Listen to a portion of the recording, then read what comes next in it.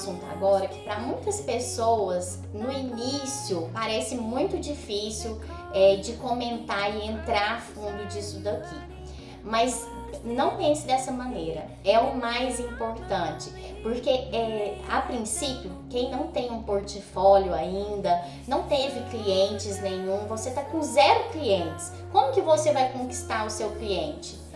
Aí é a identificação. Alguém vai identificar com seus valores e com seus princípios e vai te contratar.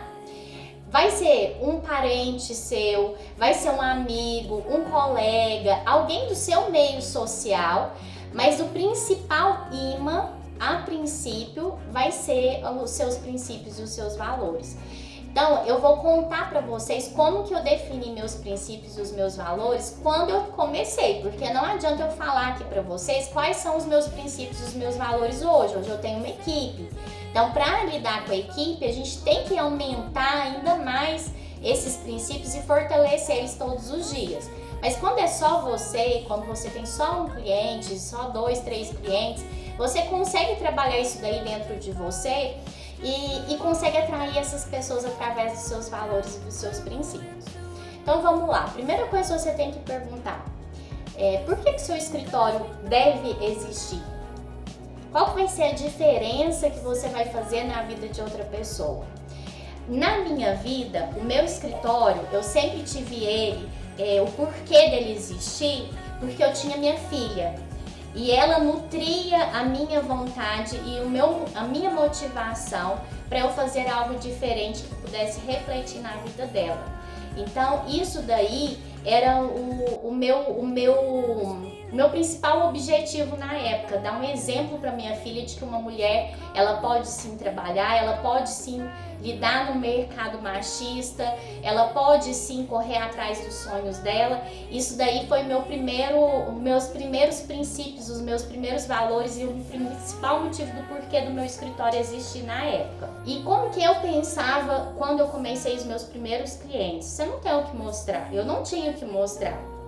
Então eu elaborei 3 projetinhos básicos ali que não existiram, não existem até hoje, eles eram fictícios, mas com soluções criativas. Fiz uma planta baixa bem bacana de casas geminadas e com a ideia de trabalhar elas com uma fachada uniforme. Então, fazer casa geminada todo mundo faz, mas fazer uma casa geminada que olhando o contexto dela e ela parecia uma mansão, ninguém fazia, só eu que fazia. E aí eu apresentava, olha que legal a minha ideia aqui, eu fiz essas casas geminadas, o cliente vinha aqui para olhar, às vezes só uma mesa, mas eu fazia questão de mostrar para ele, olha que ideia legal que eu tive, assim, assado e tal. Então essa parte aí de fazer a diferença. No início eu contratei um pessoal de marketing, não existia tanta informação, né? Primeira coisa, 10 anos atrás, a gente não tinha tantos recursos digitais como nós temos disponíveis hoje. Então o nível e o acesso ao que é marketing era bem mais restrito.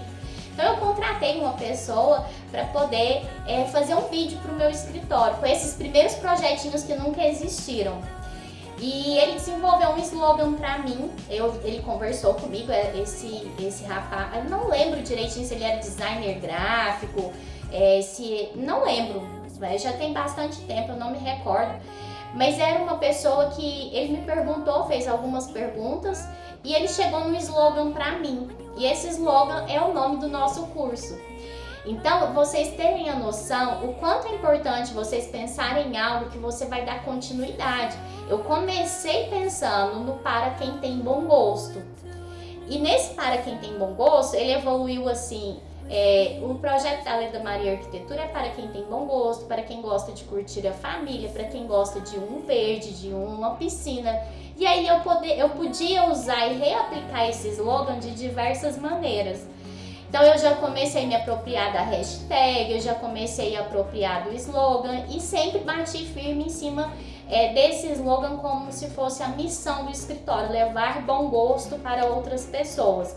Era a minha razão. E é importante você se perguntar, o que eu estou entregando? O que eu vou entregar? Qual que é a diferença da ideia da Leda Maria para a ideia da fulana de tal? Qual a diferença? O que ela vai agregar aqui para mim? Então eu sempre conversava com o meu cliente com bastante entusiasmo, com bastante novidade. Eu enriquecia as reuniões, às vezes não tinha o que falar com o cliente, mas eu via conversando outros assuntos. Eu ia trazendo coisas da vida pessoal dele, buscava falar da minha, para poder fluir, porque senão a reunião para ver uma mesa ali ia durar 5 minutinhos. E aí você não fortalece os laços com aquele cliente, ele não vai te trazer outros clientes. E a indicação, ela é muito importante para quem tem de 0 a 5 clientes. Sem a indicação é muito difícil você conseguir conquistar outro cliente. Então, defina, trate os seus valores e os seus princípios. Outra coisa que eu fiz aqui quando eu falei para você que eu não queria cometer os mesmos erros do primeiro escritório meu. E uma das coisas que a gente forma mais entusiasmado para poder fazer é uma das coisas que eu mais condeno e sempre condenei, que é a comissão. O arquiteto indicar esse vaso aqui, por ele ter indicado, ele ganha comissão de 10%. Por indicar um marceneiro, vai lá, um projeto de 100 mil de marcenaria, você ganha uma comissão de 3%. Eu achava tão pouco a pessoa ganhar R$20 por indicar um vaso. Não é menosprezando o dinheiro, mas é porque eu ia ficar me sentindo devendo obrigação.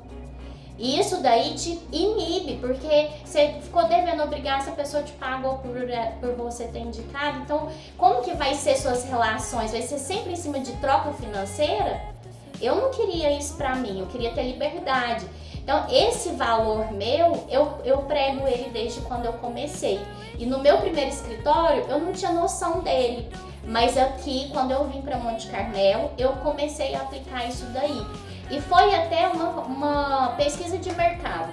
Eu fiz uma pesquisa de mercado, eu conversei com várias pessoas que já tinham contratado arquitetos e fui pegando as dores delas. Ai, com um arquiteto tal aconteceu isso, com outro arquiteto aconteceu aquilo. E outra coisa muito importante é você saber o que você quer. Você quer levantar da cama todos os dias para falar de arquitetura? Eu escolhi isso para mim. Eu tive várias oportunidades. Eu não trabalho só com arquitetura hoje. A arquitetura não é minha única fonte de renda. Eu invisto em outras áreas.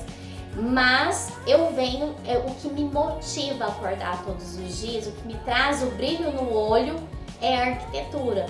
Então você, me conta, você consegue levantar todos os dias para falar de arquitetura? Você vai conseguir abrir seu WhatsApp todos os dias para responder mensagens de arquitetura?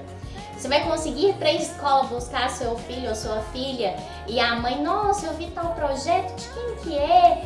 Você vai conseguir comentar, viver 100% a arquitetura todos os dias? Então esse é um exercício, vai no material de apoio, façam ele direitinho, pensem com carinho, que eu espero muito que você seja como eu, apaixonada pela arquitetura e vivencie essa arquitetura todos os dias para a gente conseguir tornar você uma arquiteta de bom gosto.